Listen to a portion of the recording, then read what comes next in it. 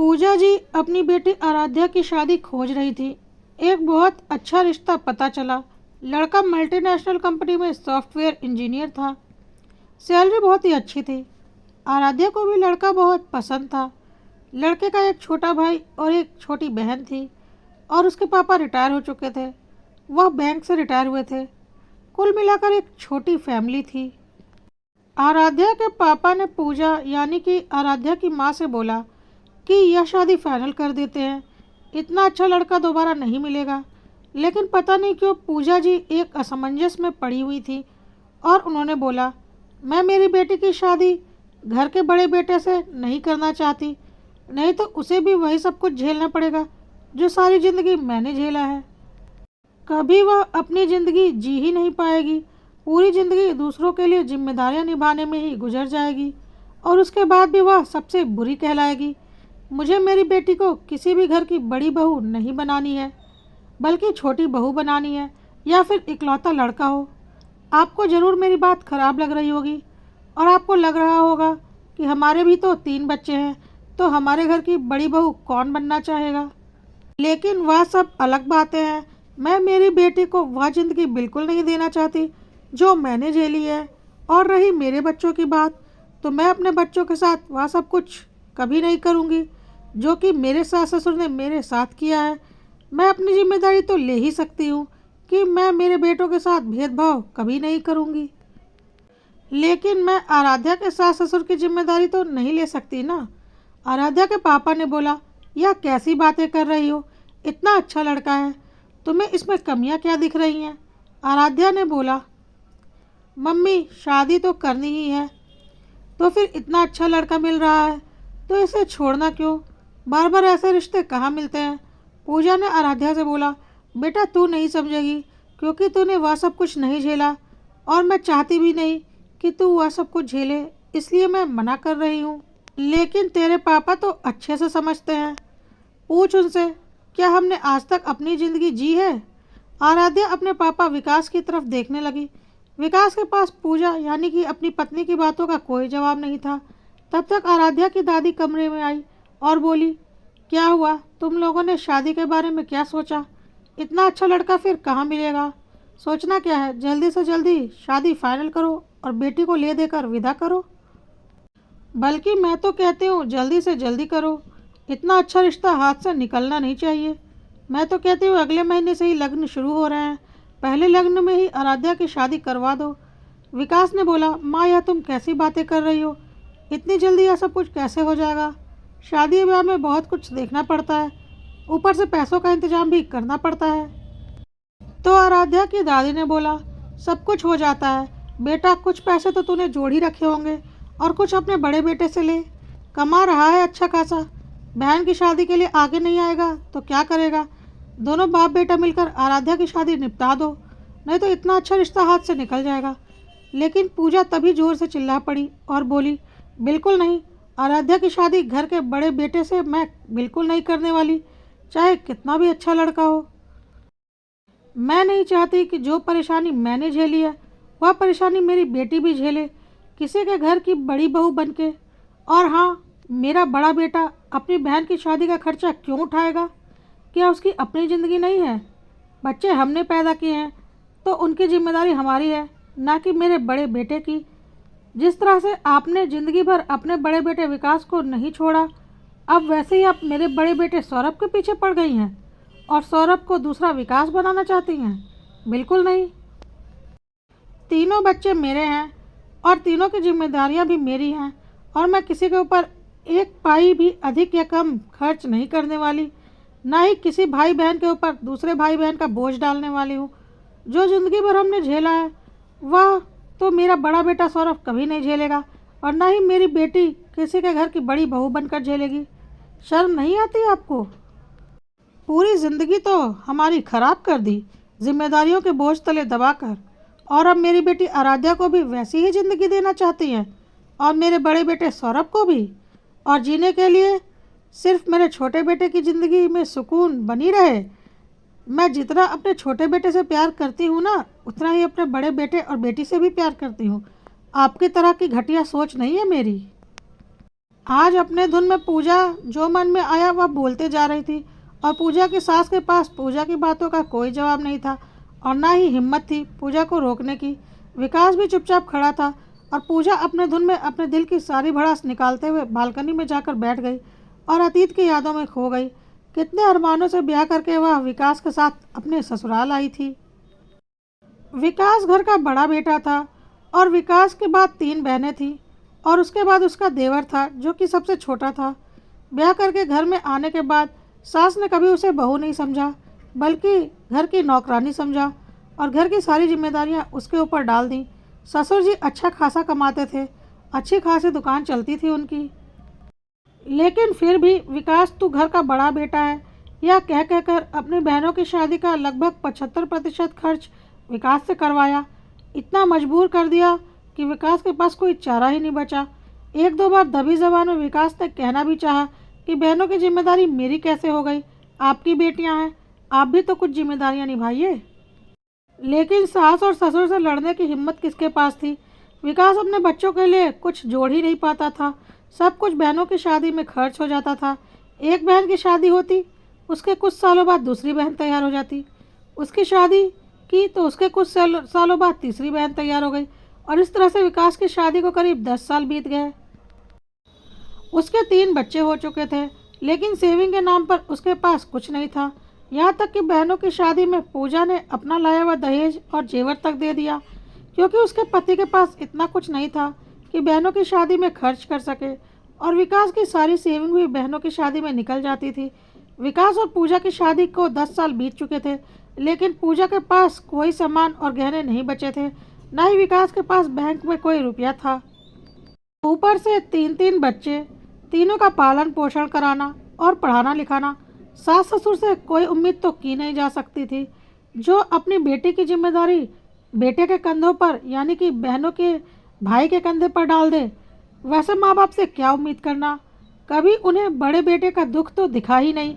उनके लिए तो लाडला उनका छोटा बेटा था जो विकास की शादी के वक्त 15 साल का था और विकास की शादी के 10 सालों बाद 25 वर्ष का हो चुका था और अच्छी खासी नौकरी भी पा चुका था। घर में छोटी बहू के आने की बारी आ चुकी थी और देखभाल कर छोटी बहू लाई गई जिसे महारानी बनाकर सास ने रखा और बोलती रहती थी, या तो मेरी छोटी लाडली बहू है, मैं तो इसे सराखों पर बिठा कर रखूंगी। आज तक छोटी बहू से कोई काम नहीं करवाया।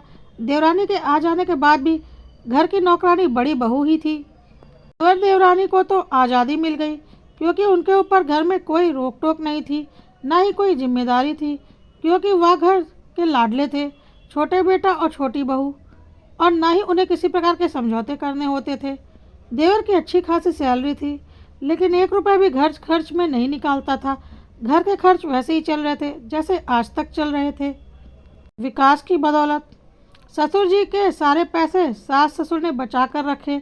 विकास के सर पर सारे घर की जिम्मेदारी डाली हुई थी। विकास के बच्चे सरकारी स्कूल में पढ़ते थे और कुछ सालों बाद देवर के बच्चे हुए जिसे उसने अच्छे बड़े प्राइवेट स्कूल में डाला क्योंकि देवर देवरानी के पास पैसों की कोई कमी नहीं थी। अगर कभी दबी जबान में पूजा इन सब बातों का विरोध करना भी चाहती थी तो सास ससुर इतना बड़ा तमाशा बना देते कि विकास और पूजा के हाथ जोड़ने लगता कि चुप हो जाओ, मेरे से यह सब बर्दाश्त नहीं होने वाला। क्योंकि विकास बहुत ही शांत स्वभाव का था और लड़ाई झगड़ा बर्दाश्त नहीं कर पाता था और यही विकास की सबसे बड़ी कमजोरी या कमी थी जिसकी वजह से उसका परिवार संघर्ष का जीवन जीता था। क्योंकि विकास कभी भी अपने और अपने परिवार के हक के लिए लड़ाई झगड़े करने को तैयार नहीं होता था बल्कि बचना चाहता था उस कलह से। विकास के माँ बाप के लिए उनके छोटे बेटा बहू ही सब कुछ थे। जिम्मेदारी निभाने के लिए विकास था। जब भी कोई जिम्मेदारी की बात आती तो विकास और पूजा के सिर पर डाल दी जाती और जब देने की बारी आती तो सासू माँ बहुत प्यार से बोलती, या तो मेरी छोटी लाडली बहू है, या झुमके तो मैं इसे ही दूंगी, या तो मेरी छोटी लाडली बहू है, अपने कंगन तो मैं इसे ही दूंगी। इस तरह से कर करके सासू माँ ने अपने सारे जेवर छोटी बहू को थमा दिए। एक बार भी नहीं सोचा कि जिस बड़ी बहू से आज तक सारे काम करवाए, सारी जिम्मेदारियां जिसके सर पर डाली, उसका भी उन जेवरों पर बराबर का हक है। बल्कि खुलेआम छोटी बहू को जेवर देते हुए सासू माँ का यह कहना होता, यह सारे जेवर तो मैं अपने मायके से लेकर आई हूँ, मेरे खुद के हैं, तो जिसे दिल चाहेगा उसे दूंगी, और मैं तो अपनी छोटी बहू को ही दूंगी। और छोटी बहू भी बहुत गुमान के साथ सारे जेवरों को ले लेती, क्योंकि इतने दिनों में वह समझ गई थी कि घर में बड़ी बहू की क्या औकात है। कुछ दिनों के बाद ससुर जी गुजर गए तो बंटवारे की बात आई, और ससुर जी की सारी सेविंग देखी गई तो विकास के होश उड़ गए। ससुर जी ने लगभग सारे एफडी में नॉमिनी अपने छोटे बेटे को बना रखा था, और विकास का नाम एकाध एफडी में ही था। और छोटे बेटे ने बहुत होशियारी से सारे पैसे ले लिए। अब ना सास के पास कोई जेवर बचे थे और ना ही ससुर जी की कोई एफडी बची थी। जब छोटे बेटे बहू को लगा कि अब सब कुछ हमारे हाथ में लग चुका है, तब वह बहुत आसानी से यह बोलकर कि घर में जगह कम पड़ रही है, परिवार बढ़ रहा है, अलग घर लेकर रहने लगे। सारी जिम्मेदारियां बड़े बेटे बहू ने निभाई, और सारी कमाई, पैसे और जेवर छोटे बेटे बहू के लिए हो गए, और मौका मिलते ही दोनों अलग हो गए। साथ ही साथ सासू माँ की जिम्मेदारी भी बड़े बेटे बहू यानी कि विकास और पूजा पर डालकर चले गए, यह बोलते हुए कि सारी जिंदगी माँ अपने बनाए इसी घर में रही हैं, तो अब इस बुढ़ापे में वह नई जगह एडजस्ट नहीं कर पाएंगी, इसलिए माँ तो यहीं रहेंगी। वैसे भी यह माँ का बनाया हुआ घर है। यह एहसान दिखाने लगे कि इस घर का हम कोई हिस्सा बंटवारा नहीं करवा रहे हैं, यह घर आप रख सकते हैं। शर्म नहीं आई उन्हें यह बोलते हुए। सारा कुछ जेवर तो उन्होंने रख लिया, ससुर जी का सारा पैसा भी उन्होंने ही रख लिया। विकास ने तीनों बहनों की शादी की, आज तक एक एक जिम्मेदारी निभाई, और ऊपर से अब एहसान जता रहे हैं। लेकिन विकास और पूजा ने कुछ नहीं बोला, क्योंकि उनके पास लड़ने का सामर्थ्य भी नहीं था और ना ही पैसा थे। ज़्यादा बहस करते तो वह यही बोलता कि ठीक है, इस घर का भी बंटवारा कर दो। माँ बाप तो बेईमानी कर चुके थे, अपने लाडले बेटे बहू को सब कुछ दे चुके थे, और अब वही लाडले बेटे बहू माँ को पूछने तक के लिए नहीं आते थे। दूध से मक्खी की तरह निकाल कर फेंक दिया था। तीज त्योहारों पर आते और एक दो सस्ती साड़ियाँ माँ को पकड़ा देते, और बस माँ इतने में ही खुश हो जाती कि देखो मेरे छोटे बेटे बहू को मेरी कितनी फिक्र है। और पूरे साल विकास और पूजा जो सेवा करते वह उन्हें कभी नहीं दिखता। खैर, समय ऐसे ही बीत गया। विकास के बच्चे काबिल थे, इसलिए सरकारी स्कूलों में पढ़कर भी अच्छी नौकरी लग गई, और तीनों बच्चे आज अपने अपने पैरों पर खड़े थे। और अब उनकी बेटी आराध्या की शादी की बात हो रही थी, लेकिन अपने जीवन की कहानी याद करके पूजा को बहुत डर लग रहा था कि अगर आराध्या भी घर की बड़ी बहू बन गई और उसे भी वही सब कुछ झेलना पड़ा जो उसने झेला है, और वह अपनी बेटी को कभी भी वैसी ज़िंदगी नहीं देना चाहती। ऊपर से जब पूजा की सासू माँ ने यह बोल दिया कि आराध्या का बड़ा भाई सौरभ उसकी शादी में सहयोग करेगा, तब तो पूजा का खून और भी खौल गया कि अपने बेटे को तो कोल्हू का बैल बना ही दिया, और अब मेरे बेटे को भी कोल्हू का बैल बनाना चाहती हैं।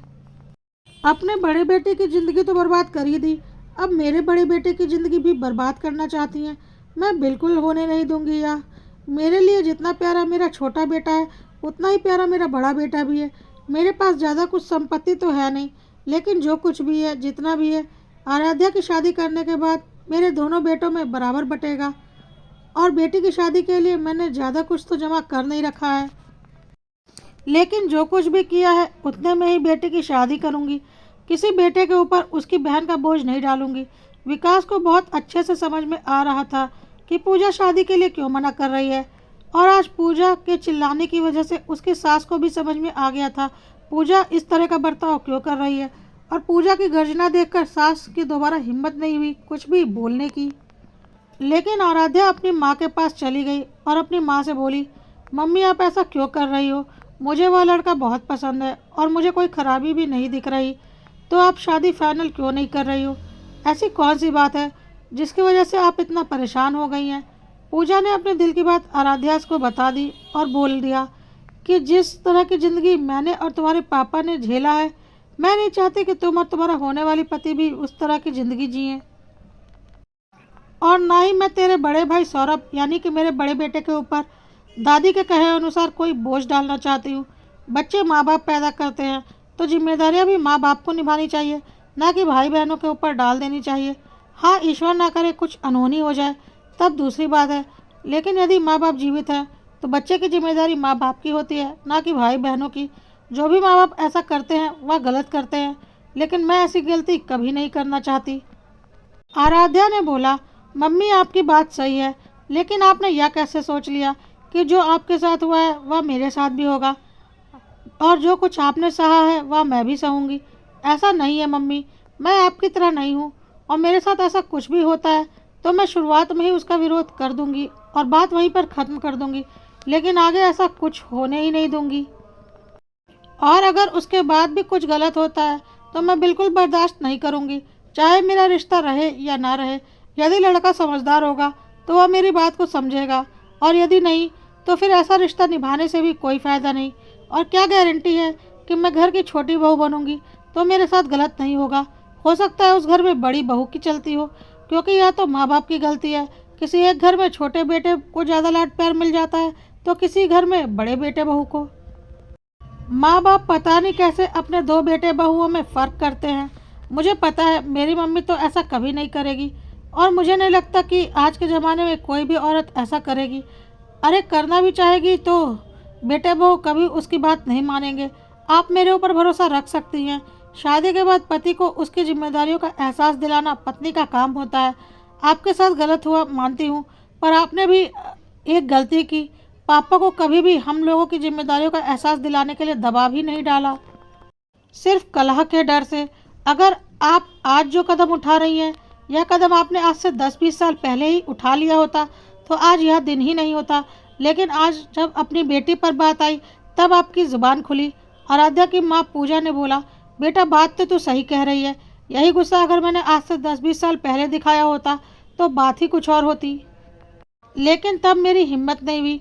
और आज जब मेरी बेटी और बड़े बेटे पर बात आई तो खुद ब खुद मेरी ज़ुबान खुल गई। आराध्या ने बोला, लेकिन मम्मी आप चिंता मत करो, मैं आपके जैसी नहीं हूँ। मैं तो पहले दिन ही ज़बान खोल दूंगी, और अगर मैंने पहले ही अपनी सोच अपने ससुराल वालों के सामने रख दी तो आगे से कोई भी मेरे से इस तरह की उम्मीद करेगा ही नहीं जिसे कि मैं पूरी ही ना कर सकूँ। और ज़रूरी नहीं कि जैसा आप सोच रही हैं वैसा ही हो, इसलिए आप बेफिक्र हो जाओ। आराध्या की बात सुनकर पूजा को बहुत संतुष्टि हुई, और साथ ही साथ उसे यह भी लगा कि उसकी बेटी उसके जैसी नहीं है और अपना ख्याल खुद रख सकती है। साथ ही साथ वह अपने पैरों पर भी खड़ी है। यदि कल को कुछ 19-20 की स्थिति आ भी जाएगी तो कम से कम वह आत्मनिर्भर तो है, इसलिए चिंता की बात नहीं।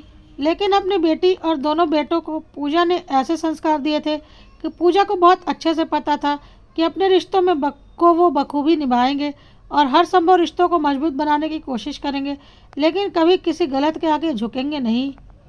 आराध्या की बात सुनकर पूजा रिश्ते के लिए तैयार हो गई और विकास से बोला, आप बात आगे बढ़ाइए, हम अपनी आराध्या की शादी वहीं पर करेंगे, क्योंकि आराध्या को वह लड़का बहुत पसंद है और मैं अपने डर के कारण अपनी बेटी की खुशियाँ थोड़ी ना बर्बाद कर सकती हूँ। कहकर पूजा आराध्या की तरफ देखने लगी और आराध्या शर्माती हुई वहाँ से भाग गई। आराध्या की दादी कोने में खड़ी होकर सारी बातें सुन रही थी, कुछ बोलना चाहती थी, पर पूजा ने इतनी तीखी नज़रों से उनकी तरफ देखा कि वह बिना कुछ बोले चुपचाप अपने कमरे में चली गई और समझ गई पूरी ज़िंदगी उन्होंने जिसके ऊपर हुक्म चलाकर उसकी ज़िंदगी खराब और तबाह कर रखी है, अब वह उनके हिसाब से चलने वाली नहीं। और यदि उन्होंने ज़्यादा कुछ बोला तो आज तक जो इज्जत उन्हें मिल रही थी वह भी खत्म हो जाएगी। और वह बहुत अच्छे से जानती थी कि उनके प्यारे लाडले छोटे बेटा बहू उन्हें कभी भी पूछने वाले नहीं, तो जो इज्जत और आराम की ज़िंदगी विकास और पूजा के साथ उन्हें मिल रही है उससे भी वह हाथ धो बैठेंगी। इसलिए पूजा की सास ने चुप रहने में ही अपनी भलाई समझी।